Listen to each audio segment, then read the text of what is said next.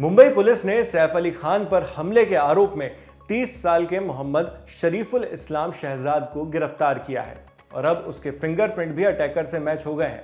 Report है कि हमले के 38 घंटे बाद आरोपी शरीफुल ने बांग्लादेश के झालोकाथी में अपने पिता को फोन किया।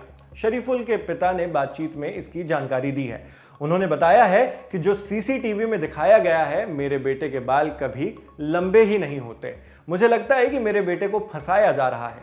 जब पूछा गया कि क्या मुंबई पुलिस ने उनसे संपर्क किया है, तो शरीफुल के पिता कहते हैं, नहीं, ऐसा कुछ नहीं हुआ है, कोई भी हमारे पास नहीं आया, हमारा भारत में किसी से कोई संपर्क नहीं है। वो आगे कहते हैं, मेरे बेटे से मेरी आखिरी बातचीत शुक्रवार शाम को हुई थी। वो हर महीने की 10 तारीख के बाद अपनी सैलरी लिया करता था। इसके बाद मुझसे बात करता था। जब उनके बेटे के मुंबई जाने की वजह के बारे में पूछा गया तो उन्होंने कहा, मुंबई के होटलों में सैलरी पश्चिम बंगाल के मुकाबले ज्यादा होती है। वहां के होटल काफी बड़े होते हैं और सैलरी भी ज्यादा मिलती है।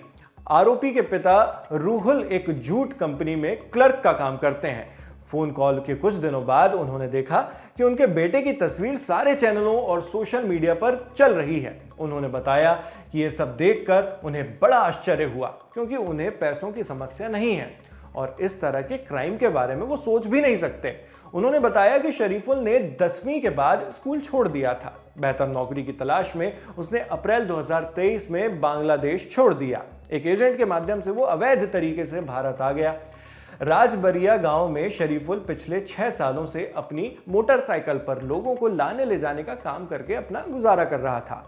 रूहुल ने आगे कहा कि बांग्लादेश में बढ़ती राजनीतिक अस्थिरता के कारण शरीफुल को यहां अपना भविष्य अंधेरे में दिखता था। इसलिए उसने एक बिचौलिए से मदद ली और बिना कानूनी दस्तावेज के ही भारत आ गया। उन्होंने दावा किया कि शरीफुल नौकरी करके पर्याप्त पैसे कमाना और भारत से बाहर जाना चाहता था।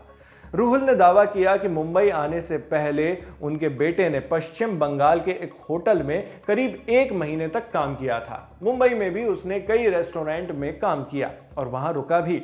शरीफुल अपने परिवार के साथ नियमित संपर्क में था। उसके परिवार में माता पिता, पत्नी और 2 भाई बहन हैं। बता दें, हमले के बाद लीलावती अस्पताल के डॉक्टरों ने बताया था कि सैफ के शरीर में 6 घाव थे। चाकू का एक हिस्सा उनके शरीर में रह गया था, जिसे ऑपरेशन के बाद निकाला गया। फिलहाल सैफ को अस्पताल से डिस्चार्ज कर दिया गया है। आरोपी शरीफुल पुलिस हिरासत में है, उससे पूछताछ की जा रही है। ऐसे में राजनीति भी गर्म हो गई है और सैफ अली खान पर हुए हमले पर महाराष्ट्र सरकार में मंत्री नितेश राणे ने टिप्पणी की है। उन्होंने सैफ के अस्पताल से डिस्चार्ज होने पर हैरानी जताई है। उन्होंने सैफ पर हुए हमले पर भी सवाल उठाए हैं। कहा है, सैफ पर वाकई चाकू से हमला किया गया है या उन्होंने सिर्फ एक्टिंग की है। सैफ के घर में घुसे बांग्लादेशी पहले वे मुंबई के बंदरगाह पर ठहरते थे, अब वे घर में घुस रहे हैं। हो सकता है वो सैफ को लेने आए हों। आज सैफ अली खान को देखकर मुझे शक हो गया, असल में छुरा घोंपा गया था या उन्होंने अभिनय किया है। ये तो हुए सैफ पर अटैक और उनके अटैकर्स से जुड़े अपडेट्स। ये सारी खबर आपके लिए जुटाई थी हमारे साथी रवि सुमन और वैष्णवी ने। मेरा नाम है नावेद। आप देखते रहिए दी लल्लन टॉप। शुक्रिया।